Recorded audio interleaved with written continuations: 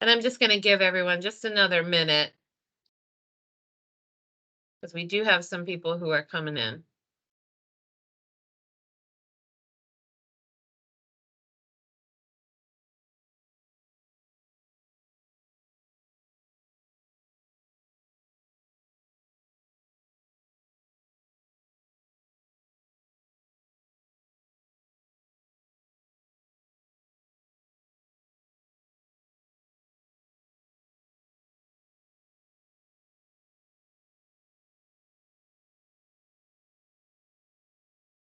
All right, everyone, in the interest of time, I'm going to go ahead and we'll get this party started.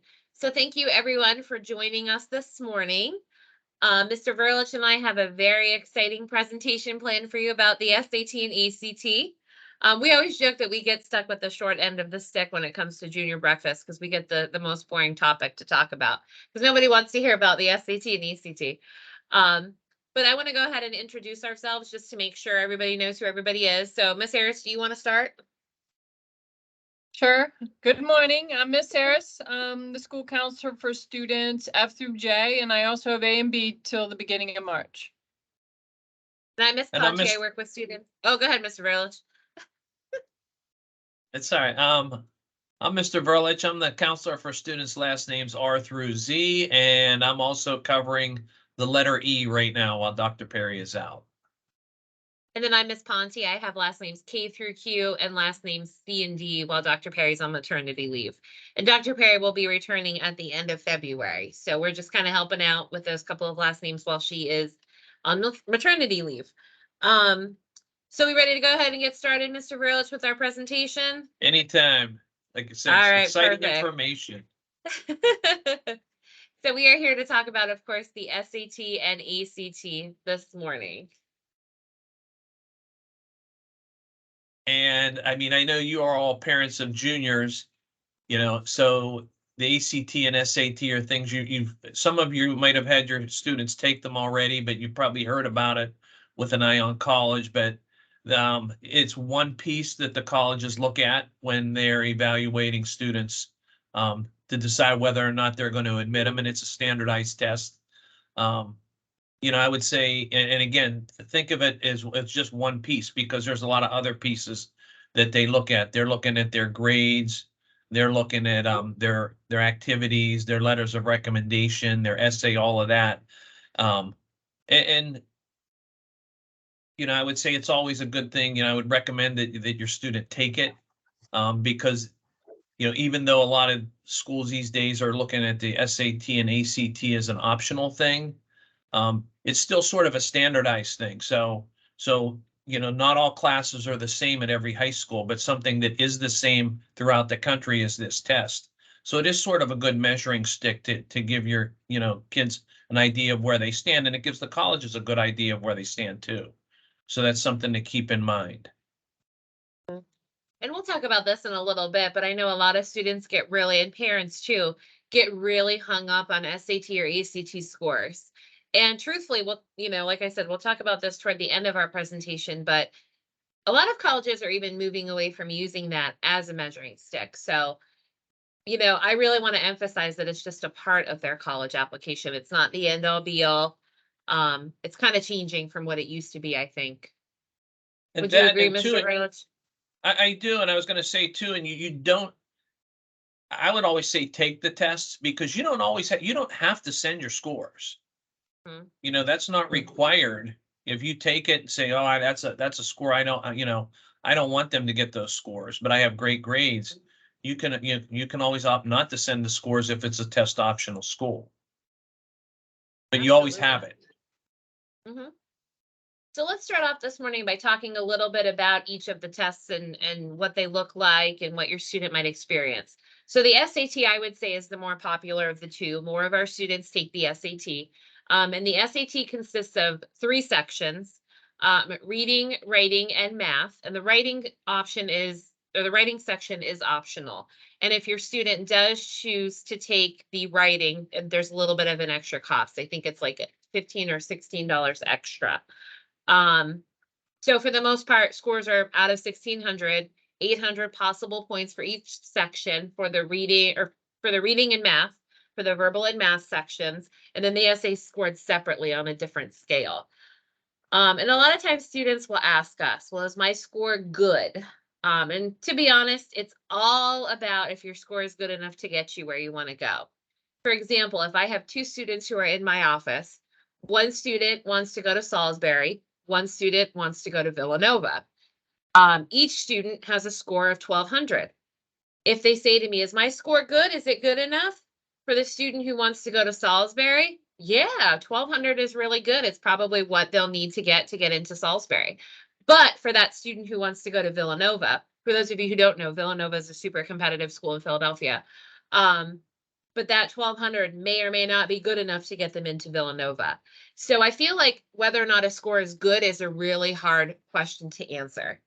Now I will tell you at the school here, we have like an SAT wall for any students who score 1200 and above, the 1200 wall. Or is it the 13? No, it's 12, right? 1300. 13, okay. 1300. Haven't had enough coffee this morning. So we award students who have 1300 or more scores. So that's something to think about too. But really, I mean, in my mind, it's all about if it's good enough to get you where you want to go. And how you can kind of check out that information of what a usually accepted score is by looking on College Board, which is the company who administers the SAT. CapEx is another website that can be used for college searching. For those of you who joined us in December for Ms. Harris's presentation, that was a website she referenced that you can use to look for colleges. And then a lot of times too, they'll have a freshman profile on an individual college website that will tell you a little bit more information about whether or not, you know, or what the typical score is for a freshman. So I want to take a minute now and I'll show everybody. Let me pull up my web browser here. I want to show you the College Board website because this could be really valuable. Now all of your students have College Board accounts and they'll need a College Board account to register for the SAT or ECT. So you can be logged in if you want your student to be able to save this information, but I don't have a College Board account, so I'm not going to log in. But what you can do is you can just log on to collegeboard.org and then you can either click on the college search under Big Future and it'll kind of take you to this page here. And I think Ms. Harris referenced this. And you can search by the college name here. Or alternatively, you can just type a college name into the search bar up here. So I mentioned Salisbury, so let me go ahead and type in Salisbury.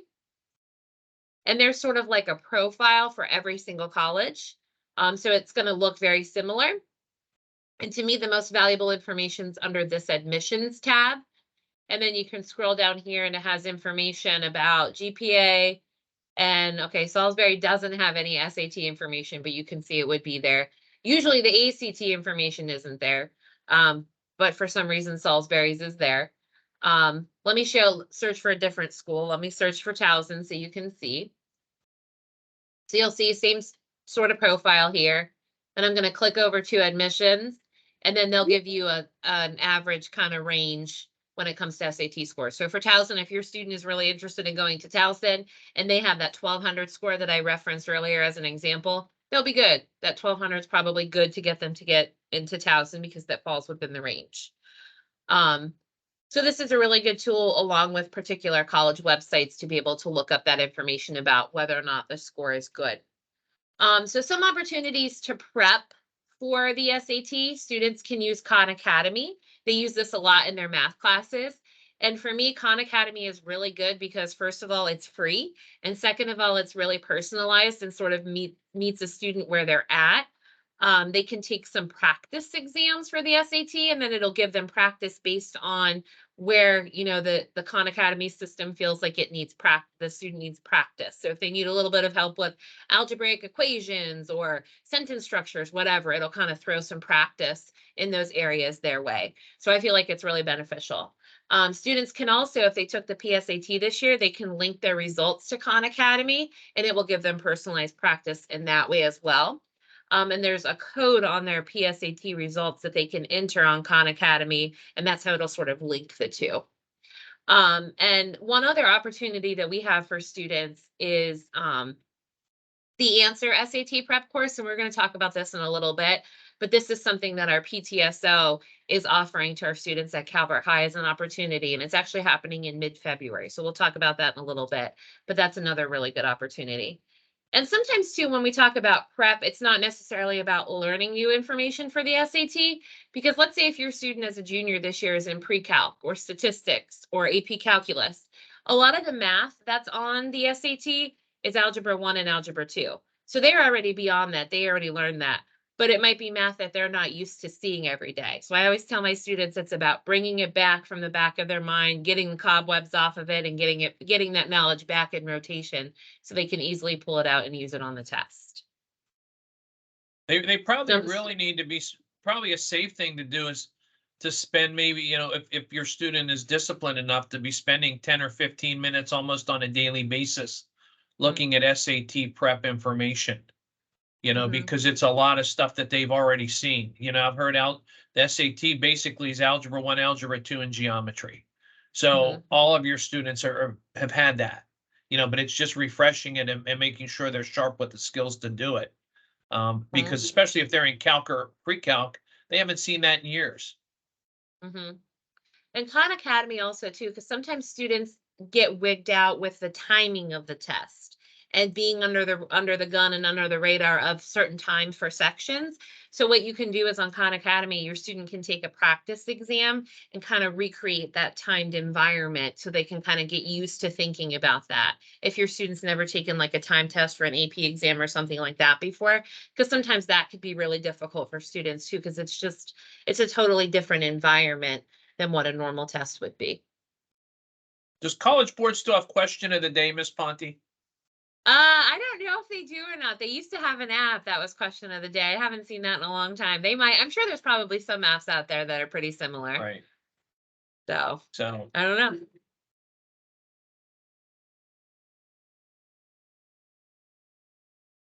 And then the SAT subject test. Yes, the SAT subject test, and we want to mention this briefly.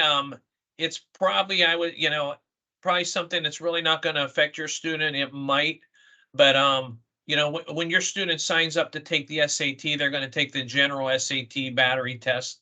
But some more competitive colleges, especially if you're going into a certain major, they might require also that you take a subject test, and it might be a lot of times it's in a science. That's what I've seen over the years. And I mean, I've been at Calvert High for 15 years, and I could probably count on one hand the amount of subject tests kids have taken here. But again, that might be something that's required. But just keep that in mind. But you'll see that as your students going through the application process, it should outline what the requirements are and whether or not they require some kind of subject test. Usually it's an Ivy League school, to be honest. So. Yeah, and even then, I feel like they're moving away from this. I mean, this is my 10th year at Calvert High. I have not had a single student ever take an SAT subject test. So I don't, this isn't probably something you'll see in your process. But I guess the thing that gets confusing a little bit could be when you're registering and you see that as like a choice. That's not what you want to sign up for. Yeah, it's the general SAT is sort of like what we're looking at. Right. So then the other piece we want to talk about, kind of the other side, is the ACT. So the ACT is very similar to the SAT in that it covers English, English, reading, math, and science with an optional writing section. So we always tell students the biggest difference is that the ACT has science and the SAT does not. Truthfully, when it boils down to it, that's the biggest difference. And the score range, of course, is a little bit different. Their scores range from 1 to 36. And then what they do is they do an overall composite score that's sort of like an average of each of those sections. And again, a lot of students will say, well, I have a 32, is this a good score? And it's going to be those same resources again, looking on College Board, looking at CapEx, looking at College Board or college websites rather, to get information about what a typically accepted score is for the ACT. And what it is too, basically, when it boils down to it, College Board and ACT are two opposing companies. So they're selling two very similar products to students that are a little bit different. So I always tell students, I mean, and I think we'll talk about this in a little bit. Well, actually, Mr. Verlich, I'm going to let you talk about this. I don't want to take your thunder. Okay. This is your slide. Yeah, and you were talking about the difference, and the science is a difference, and I always think the difference too is the ACT I think is going to benefit kids who've taken more advanced classes, you know, so it's going to, you know, whereas the SAT is more like, you know, strong in the basics. The ACT is going to benefit the kid who's maybe gone beyond in math and gone beyond in science. That you know, maybe you don't have the grades, but you've been exposed to some deeper material. So maybe that helps you out in the long run. And if you're wondering like, well, what, you know, I'm hearing both tests, what should my student take? I would say I would highly recommend that they take both. And I just go based, and I think about my own son's experience, and he wasn't the strongest student. He took the SAT and got like around 1,000 or so. And then he turned around and he had taken some of more advanced classes, but he took the ACT and he got a 23, and that translated to a better score. And I think that was something that helped him, you know, as he was applying to college. It made him look more attractive to colleges based on his ACT score. If he had just went with the SAT, you know, he wouldn't have had that same, you know, the same look. So again, take both. You know, again, like Ms. Ponti said, you know, so much of the information, like what would be the best course is the colleges are going to tell you what they want. You know, take a look at their websites, you know, and you know, you're starting to look at colleges right now. Hopefully, you know, you and your student, you're looking at, you know, what, you know, where are the colleges? What do they require to get in? I mean, it might be a wash if a student's, or if you're applying to 5 colleges and they don't want a test score, it's really not a big issue. But if all of them require scores, then, you know, it's a different thing. So, and again, the practice tests, you know, Ms. Ponti talked a little bit about that already, and we'll talk some more about it later. But, you know, again, practice. I think the more you practice, the more comfortable you're going to be. You know, Absolutely. you know, yeah, I was, like I said, just constantly, you know, if you do a math and an English question every day, because a lot of kids will go in and take it cold the first time, like with no practice. So. And most students too, generally we recommend to take the test more than once. Now, all the juniors are going to take it at Calvert High in March. So that will be, you know, an opportunity for them to all do it. But typically scores go up from first to second time, just because they go in, they know what to expect, they know what it's going to be like. So I would say minimum your student should take it twice. Plan to take it twice because their scores will typically go up. So, and like Mr. Verlich said too, your student can always choose to not send their scores. So that's an option too. So you really don't have anything to lose other than the registration fee, which we'll talk about in a little bit. So something else we want to talk about is CSM in the SAT and ACT. Now, CSM does not require, or Anne Arundel Community College, really any 2-year college is not going to require SAT and ACT scores as part of their application to get into the school, but they can be used for class placement. So to kind of pick out like a good level of English, a good level of math, that kind of thing.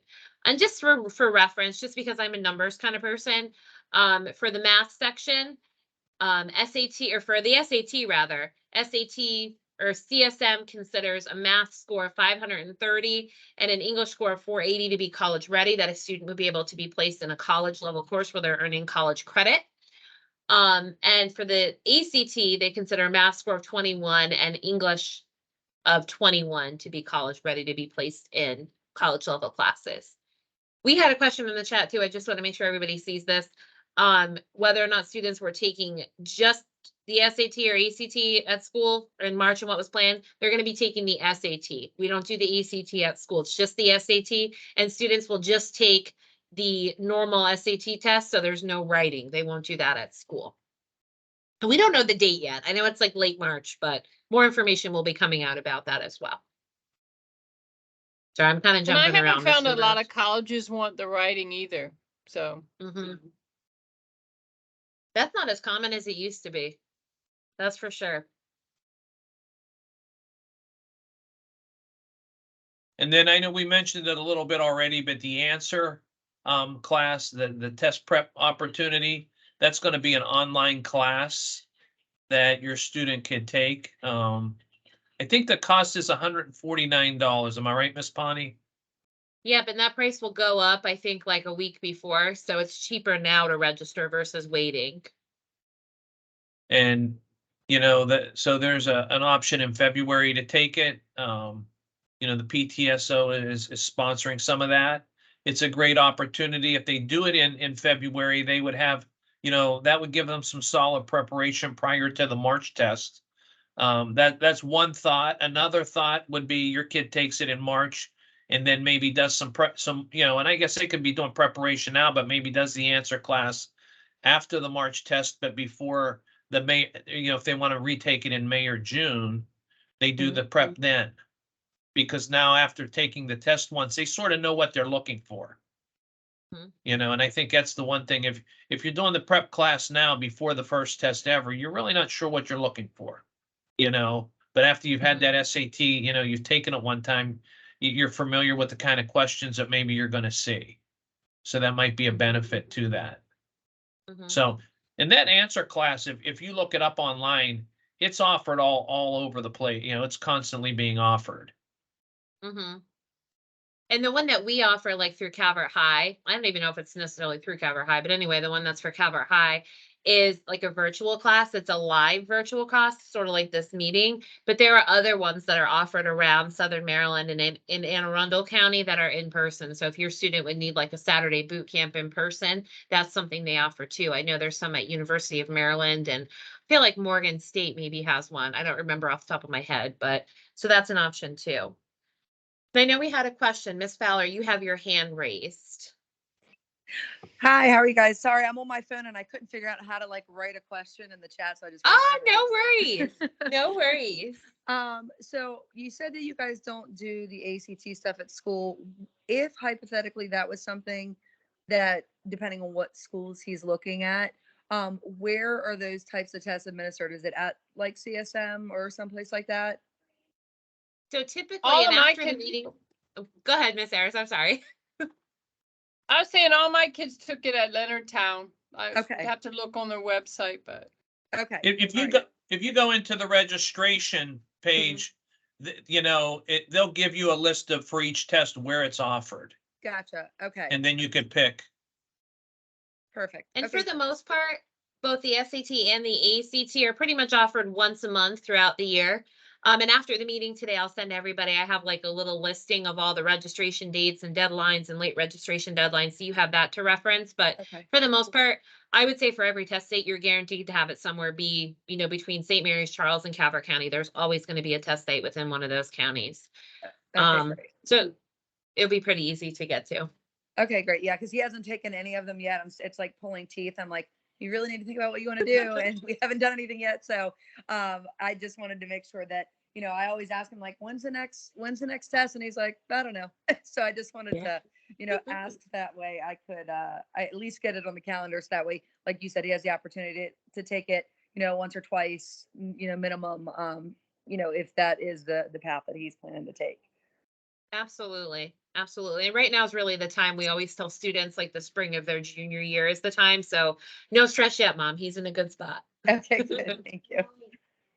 Of course. So the next thing we want to chat about a little bit is accommodations. So a lot of our students receive accommodations like extended time or different things like that through their IEP or 504 plan. And if that's something they have that they use in school every day, they may be able to also use that on the SAT or ACT exam. Now, there is a little bit of extra paperwork that has to be done ahead of time to make sure that they have access to those accommodations. And hopefully, if your student does have a 504 or an IEP, that's been something that's been addressed in a recent meeting. But if it isn't, that's definitely something to reach out to Ms. Stover for 504s or Ms. Hook for IEPs so that they can help you get those accommodations. Make sure that they're available to your student when they take the SAT or ACT. And with the College Board too, if your student has ever taken an AP exam, that will also count for the SAT. So since it's the same company, those accommodations will carry through for both the for all of the, I should say, AP exams, the PSAT or the SAT. So no, if you've already done that for College Board, you'll be all set to go. But if you do have any questions, you can reach out to your student's counselor or Ms. Stover or Ms. Hook, and we'll make sure you have the information you need. We just want to make sure everybody's aware of that. And then the SAT and ACT about registration, I think we've talked about it a little bit, but you're going to do that through their websites. SAT is going to be through the collegeboard.org and ACT is going to be through the ACT website. You are going to have, and if your student's in an AP class, they're already going to have a College Board account. If not, they're going to need to create a College Board account. And when you go to the College Board website, that's the first thing they'll do, is to prompt you to either log in or create a new account.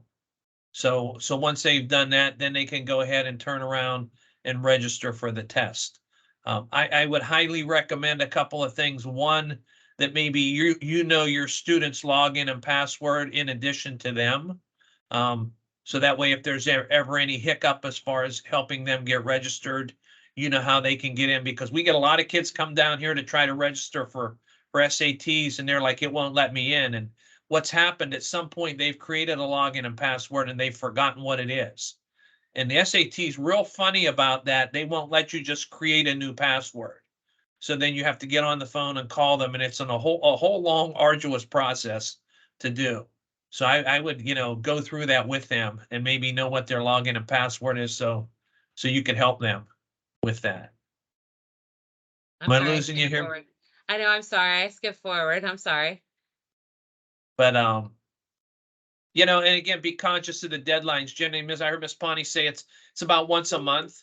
Usually the sign up is about a month ahead of time. And I'm going to show this. This is what I was pulling up. I just want to show this. So this is what I'll email out to you guys. But you can see, like, for the SAT here.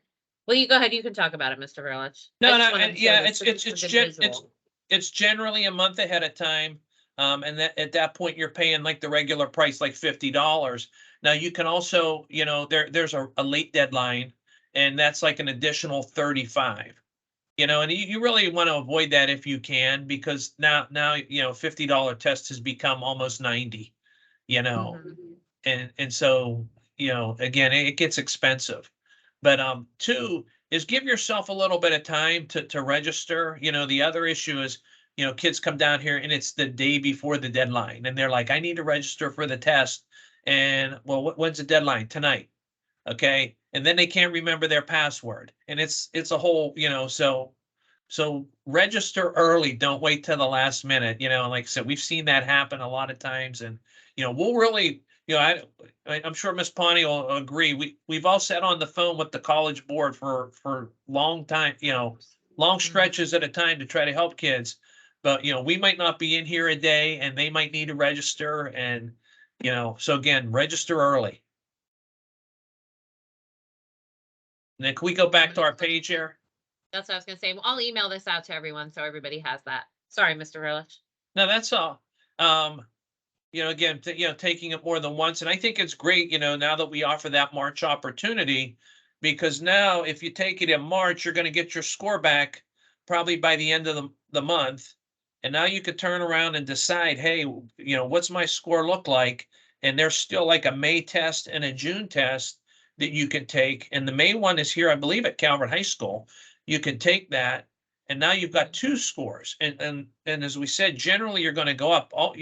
I always usually see the kids going up between the first and second. They usually even go up again for the third, and it always seems to plateau out a little bit about that point.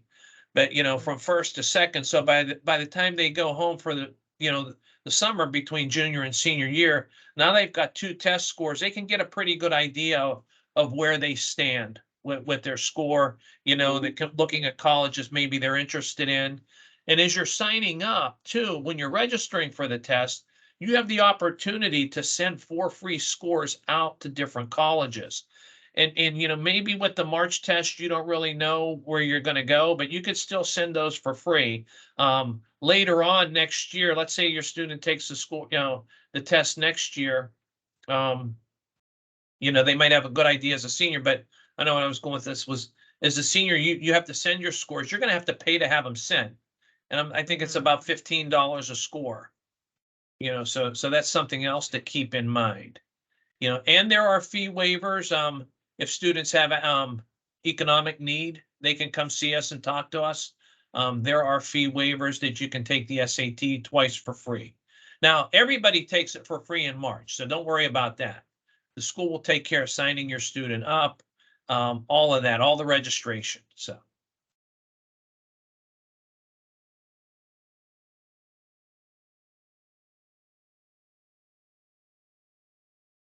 I See feel you, okay. Mr. Verlich. Well, yeah, and I feel like we sort of talked I about think we this. talked about it. Yeah, it's going to be in March again. Again, we don't have the date, but I would say it's probably, if I had to guess, I would say it's the 22nd, which is a Wednesday towards the end of the month, because I feel like that's generally when it's been, but I'm not 100% sure, but I would guess it's going to be around that week.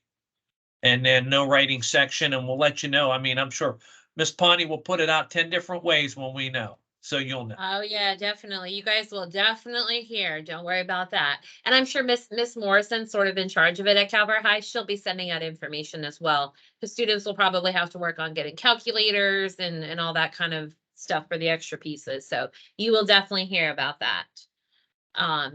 So that will come. So something else to think about, and I know we kind of alluded to this, that a lot of colleges have made their policies to be test optional. This is one good thing I feel like that has come out of COVID. And I mean, it's not an end all be all across the board, but I did a little bit of research last week and talked to some of our typical Maryland colleges that a lot of students apply for. And you can see on here that pretty much all of these schools, Salisbury, Maryland, Towson, St. Mary's College, and Frostburg, they're going to be test optional. They have put that out there already at this point that they're going to be test optional. So that's kind of a really good thing. Now, like Mr. Verlich said, it's not to say that like your student shouldn't take the SAT, because if they do well, hey, that's a really great piece of their application. And you may come across some schools that do require it. So it's just to say like these 5 don't happen to require it, but other ones may. But just so you can get a feel for the Maryland state schools. But it's always a good thing to have, because it could make a student, it could set them apart, if they have a really good SAT score. Sometimes too, colleges will use it to be eligible for scholarships. Like if you have certain levels of criteria, like a certain SAT score, certain GPA or whatever, that may make your student eligible for more scholarships. So I would definitely, even though you're seeing here that, schools are test optional, I would still encourage your student to take it. But to me, this is really good news, because this removes an anxiety piece. Then you're not stressing about their scores and making sure they are where they need to be. So I think this is a trend that hopefully we're going to continue to see too, that it's an optional kind of piece for our students. So something else, and Mr. Verlich kind of talked about this, everything kind of flows together when it comes to testing, I guess. But this is a big thing we work through with our seniors. So if a student does decide to send their scores to a college for the SAT or ACT, colleges will really want their scores one of 2 ways. And the first is self-reported. So that's just where the students can put them on the application. They can send a screenshot of their College Board or ACT account. That's pretty simple, pretty easy to get done. Now, the other part is that some colleges will want an official report sent directly from College Board or directly from ACT. And this is where it gets a little bit tricky, because it does take a lot of time to process. So University of Maryland, they're notoriously really difficult to work with. Their deadline is November 1st. That's like the priority deadline when the bulk of their freshman class is accepted. And if your student decides to report their SAT or ACT scores to the College Board, they need to have those scores in hand at University of Maryland in the admissions office by November 1st. So what that means is that the student has to send them about 2 weeks prior to that deadline. And this is something that a lot of students really don't think about. It's kind of low on the totem pole when it comes to applications, because they're more focused on, getting their letters of recommendation, writing their essays. That's always a big thing. So this is something to think about. Now, if your student does send their scores when they register, like Mr. Verlich mentioned, when they register for the SAT or ACT, they get a couple of free sends. If they did that, they don't necessarily have to pay or, have to remember about sending scores. But the catch with that is that once a score is sent, it can't be unviewed. Now, the student can indicate on their application that they don't want to use their test scores. But I mean, it's just kind of something to think about, because it could save you money and time. And on the flip side too, if your student, when they register for the SAT, if they, are right now they're thinking about University of Maryland and they send a score there, and then in the fall, if they don't end up, having no interest in applying to University of Maryland, it's okay. Like that's not going to be a big deal. So if they change their mind, that's okay too. But I would really take advantage of those free score sets. I really would, because even if your student takes the SAT or ACT multiple times and then decides to send scores in October, say, that report that they send in October is going to have every one of their scores on it anyway. So I would really kind of do some research about what schools require and really keep that in mind, because that is something that I feel like a lot of students struggle with, because their applications are considered incomplete because those official SAT reports haven't been, or ACT score reports haven't been received when a school requires it. And I would say when it comes to this, if students are going to send test scores, it's about 50-50 that colleges want them self-reported or officially reported from the testing agency. So this, I feel like, is kind of one of the bigger things to think about. And I know this is really confusing. This will come more into play with applications, but just keep this in mind now. We have a question in the chat too. How do we send scores with the test they take in March? I don't know if they're going to have the for free option on that one. They do. They So on do? test day, yeah, on test day, the students will be given like a booklet with college numbers and things like that. So that will come on test day when they register. So this may be something you want to touch base with your students about. And I know last year we touched base with our administrators about that as well. But that's something maybe to talk with your student about so they can be prepared, you know, if they wanted to take advantage of those free score sends. And the next thing I wanted to mention too is Chesapeake College Plan, and I think we also mentioned it at the last meeting.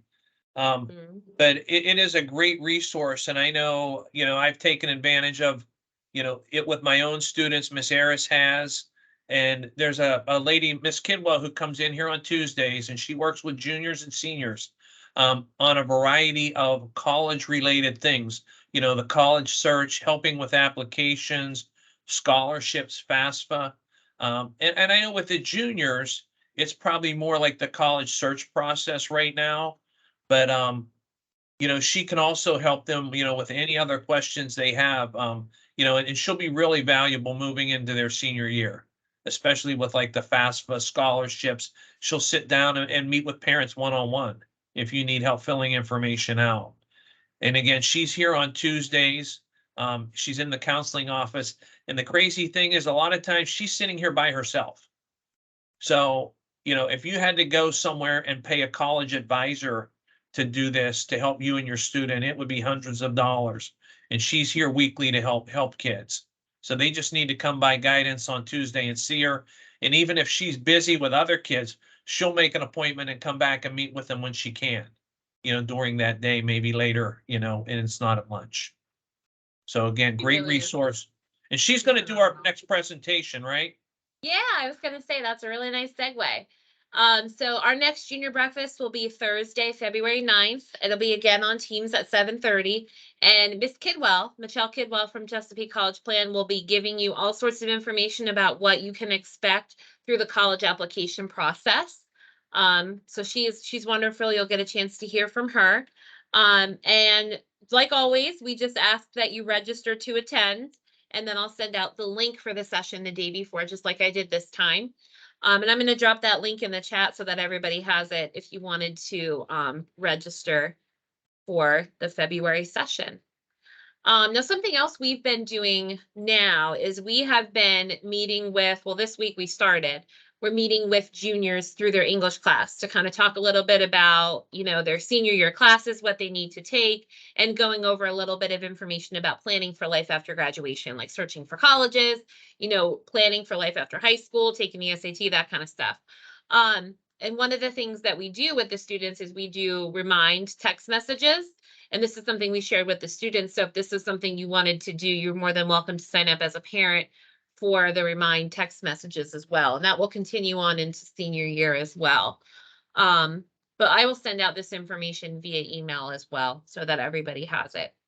Now, if you're student too, we're meeting with students individually now who are kind of in our sections of the alphabet, Miss Harris, Mr. Verlich, and I. If your student is last names A through E, they're working with Dr. Perry, and she'll be back from leave at the end of February. So she'll be meeting with her students individually when she returns from maternity leave. So your students may have a little bit of a delay. They'll hear our class presentation, and then they'll follow up with her later on.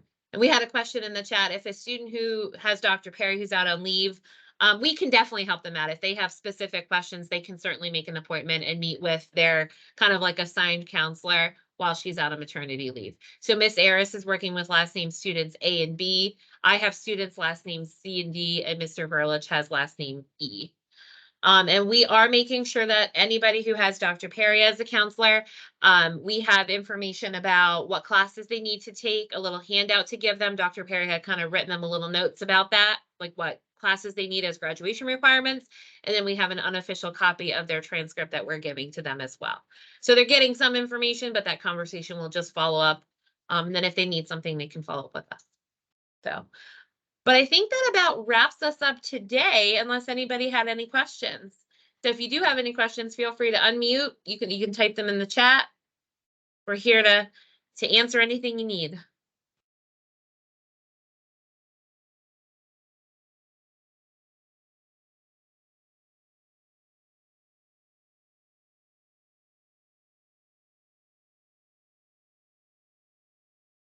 All right, since we don't have any questions, or maybe we do, I see a couple of people typing in the chat. Okay, well, we're gonna go ahead and wrap up for the day for today, because we are actually at this point, we are getting ready to meet with juniors. Miss Harris just ran up to a classroom now. So we'll be meeting with, if your students have Mr. Morgan for AP Lang, we'll be meeting with them today. But thank you everybody for logging on this morning, spending your time with us. And we hope to see you at our February junior breakfast. And I will be sending out some follow-up information today, along with a recording of this meeting, if you wanted to share this with anybody or rewatch it yourself. And as always, if you need anything, have any questions, let us know. So thank you guys for starting out your day bright and early with us, and I hope everybody has a great day.